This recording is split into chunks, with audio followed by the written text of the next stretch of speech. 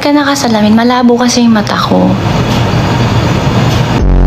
Absent bukas. Namatay yung garapatan ng aso mo. Yung ticket selling, ano bang gusto mong ticket, ma? Bus ticket, LRT, ano ba? Aliping sa gigilid o aliping namamahay? Ako'y alipin mo kahit hindi batid. Mima, totoo yung sunglasses mo. Filter lang to.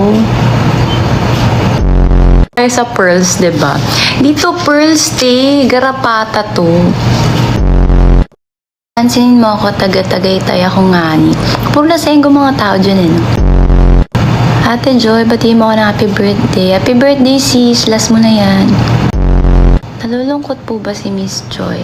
Yes, sometimes. Nanay, bakit ka po naka-shades?